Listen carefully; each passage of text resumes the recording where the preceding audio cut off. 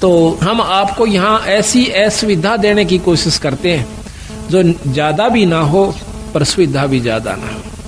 इसका कारण ये भी है कि आपके मन में वो अहंकार रूपी राक्षस बना ना रहे। जहां स्थान मिल जाए वहीं बैठ जा, चाहे नीचे मिलो चाहे ऊपर मिलो, चाहे बोरी मिलो चाहे कोई वैसे साधारण दरी मिलो, तो हम उस समय ये देखकर इस पर बैठ जाते हैं कि भगवान के दरबार में और काहे का मान। कबीर साहब इसके बारे में कहते हैं कि कबीर सत्संग में जाकर और गुरु से चावे मान, वो नर नरक में जावेंगे युग युग बने सवान। जो सत्संग में जाकर और गुरुओं से मान की इच्छा रखता है कि हमने अच्छे स्थान पर गुरु आनंद नहीं बिठा, हम जानबूझ कर अवॉइड करते हैं उनको अच्छे स्थान पर बैठाने की, क्योंकि ये अंतःकरण हमें क्योंकि समय समय पर ये चेक करना पड़े से कि इसमें भी वह बीमारी बकाया सैक नहीं है। पहले जब नाम उपदेश दिया करते थे संत जन, जल्दी से उपदेश नहीं दिया करते, परीक्षा लिया करते थे। एक राजा ने राज त्याग दिया, संतों के कहने से सुनने से, सत्संग को सुनते हैं। तो उसने जब राज वो नाम लेने के लिए जाता है एक सत्संग सुनकर, तो वो गुरुदेव कहते हैं कि राजन आपको नाम नहीं मिला है। काहे को महाराज, मुझ दास में ऐसी कौन सी कमी है? कहने लगी राज के अंदर आप भक्ति नहीं कर सकते, आप में मान सतावेगा, अहंकार जमा हो जाएगा और बड़े बनाए खेल को आप सर्वनाश। उसने एक बार आग्रह किया, 2 बार किया, घर चला जाता है, राज त्याग दिया। राज त्याग करके महाराज के पास आता है कि महाराज मैंने राज त्याग दिया, ये सतगुरु उपदेश दे दो महाराज, क्योंकि आत्म कल्याण का जिसको चसक पड़ जाएगी, जिसको ये दुख दिखने लगेगा, दिखाई देगा, तो वो इस काम को कर सकता है। महाराज कहते हैं गरीब तन मन धन सब अर्पिए, गरीबदास जी महाराज कहते हैं कि गरीब तन मन धन सब अर्पिए, भक्ति मुक्ति के काज और जिनके उर्म बंदगी युके इंद्र का राज। इस उद्देश्य को वही भक्त ले सकता है जिसके भीतर में यह बात बैठ जाएगी, अंतःकरण में जमा होगी कि ये खेल तो हमने लाखों बार खेल लिए, करोड़ों बार खेल लिए। बच्चों का पैदा करना, उनको पाल पोस कर ब्याह शादी कर जाना और फिर मर जाना, फिर कुत्ते गधे कुत्तिया बन जाना, ये खेल तो बीरा संख्यों बार खेला पाने, पर ईब जो खेल खेलना से वो खेल के दिखाओ। अब ये खेलने का समय आ गया, आप सेलेक्ट हो लिए, बंदी छोड़ के खाड़े के पहलवान सो, अरीब उस पहलवान वाला काम करके दिखाना चाहिए। तो वो छोड़ कर चला गया, कहने लगा सतगुरु मैंने तो राज छोड़ दिया। और वाह भाई वाह, छाती से लगा लिया संतों ने। महाराज मैंने उपदेश दे दो कि बेटा 1 महीने के बाद आना और पश्चिम दिशा में चले जाओ। वो चला गया, 1 महीने के बाद आता है तो रास्ते में आ रहा था, उसका पैर कीचड़ में भर जाता है और साथ से एक पशु जा रहा था, उसके छींटे लगकर उसके जो पैरों में उसने पहन रखा था कोई पजामा वगैरह या कोई वस्त्र धोती, उसका छींट लग जाती है। उसको उसने 3-4 गालियां सुना दी, वो जो आ रहा था, और साथ में एक शिष्य और सतगुरुओं का आ रहा था।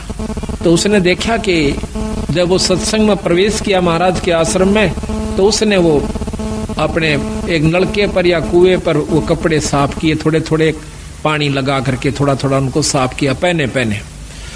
तो गुरुदेव ने पूछा, तो और भक्त आया था, वो आके कहने लगा महाराज जी ये कौन है? वो कपड़े साफ कर रहा, कहने लगा ये भाई बहुत बड़ा राजा था, इसने राज त्याग दिया परमात्मा पाने के लिए। कहने लगा जी त्याग गया कुछ नहीं बताई। क्यों भाई? कि इसके ऐसे ऐसे छींटे लगे, गालियां मंड रहा था उसको। अच्छा अरे वाह भाई, चौखा तो न बता दिया मेरे को। वो आके लंबी डंडौत करी, ओहो आओ भगत जी, राजा जी आगे। राजा कहा जब खुश हुआ, आओ राजन बैठो। बड़ा प्रसन्न हुआ, बैठ के सतगुरु उपदेश दे दो। अग बेटा अभी तो 1 साल के बाद आना। भोजन पाया, उठ के चला गया। 1 वर्ष के बाद फिर आता है, वापस आकर के अब सतगुरु ने पूछा कि देखना कि आज वो आएगा, दिन रख दिया कि उस दिन आना और इस समय आना। ऊपर से एक भंगण को, जो उनकी शिष्या थी, उसको कहा कि जब ये व्यक्ति आवे इसके ऊपर कूड़ा डाल देना छत से। तो वो ठीक समय पे घंटा आध घंटा इधर उधर वो ताक में रही और ऊपर से उसने जब वो आ रहा था तो उसके ऊपर कूड़ा डाल दिया। कूड़ा डालते ही वो, हाँ, जब उसने पूछा था सतगुरु मुझे नाम क्यों नहीं मिलेगा, कहने लगा भाई आपने ये कीचड़ लगा जब उसको गालियां दे दी जिसकी भैंस पशु था साथ में। ऐसा नहीं कहना चाहिए, संत के अंदर ये गाली देने का स्वभाव नहीं होना चाहिए, इसने जीवित मरना होगा। तो उसने ये ख्यास रखी कि भी आज के बाद मैं गाली नहीं दूंगा किसी को। तो देखा ऊपर से जब कूड़ा उसके ऊपर पड़ जाता है तो एक बार क्रोध से देखकर कहने लगा अगर मैं राजा होता, इतना कह गया बस चुप हो गया, गाली नहीं दी। अगर मैं राजा होता तो मतलब भाव ये था कि अब तेरा मैं बक्कल उतरवा देता। कह दिया चाहे ना कह दिया, भीतर ले मत आई वह बात। तो उसको, उस जमादारनी को, भंगण को कहा था कि बेटी जो इसका आओ भाव हो मुझे बताना। वो उससे पहले आ गई, कहने लगी महाराज ने बोला कि मैं अगर राजा होता, आ गया बैठ गया। महाराज ने आदर सत्कार किया, क्या हो राज कि महाराज मैं काबिल हो गया कि पुत्र अभी तू राजा है। अक नहीं महाराज मैं तो राज छोड़ चुका हूँ। अक नहीं बेटा अभी तू राजा है। राज छोड़ दिया पर राजपना नहीं छोड़ा। सतगुरु कोई गलती हुई कि आपके ऊपर कूड़ा पड़ा जब आपने क्या शब्द उच्चारण करना चाहा किया कि अगर मैं राजा होता। अभी तो है बेटा तू राजा है, इसको छोड़ दे। जीवित मर ले रे लोभी मन नाम सुमर ले रे। जीवित मरना इसी का है। जीवित मरण का बहुत लंबा उदाहरण सतगुरु महाराज ने दे रखा है। अभी आपको सुनावेंगे कि जीवित कैसे मरा जाता है। ईख का उदाहरण दिया कबीर साहब ने कि नो जीवित मरा करें और फिर उसका कीमत बनती है। जमीन का उदाहरण दिया कि धरती कभी मुंह से नहीं कहती, चाहे कोई बिस्टा डारो, चाहे उसमें कोई आम लगाओ, चाहे अंगूर लगाओ, बगीचा बनाओ, चाहे वहां पर चूल्हा चौका कर लीजिए, वो कभी ऐतराज नहीं करती। इसी प्रकार संत स्वभाव होता है, चाहे कोई गाली दे, कोई मीठा बोले, अपने अंतःकरण के अंदर द्वेष पैदा नहीं कर। ये सतगुरु मैं कब आऊं कि साल भर के बाद आना बेटा। 1 वर्ष के बाद निश्चित समय पे वो फिर आवस।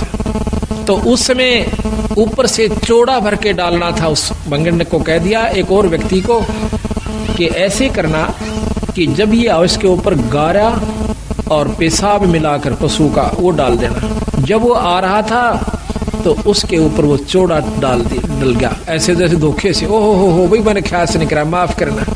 तो वो कहता है कि कोई बात ना बहन, ये तो माटी पर माटी पड़ी है, मिट्टी पर मिट्टी डाली है, कोई खास बात नहीं है। तो जब उसने आके बताया कि महाराज ऐसे ऐसे बोला, बोला ये अधिकारी हो गया। आते सतगुरु ने छाती से लगा लिया, बेटा अब तू उपदेश अधिकारी। इस शरीर को आपने मिट्टी समझ लिया तो ये अब आप तो अधिकारी हो चुका है भगवान के नाम लेने का।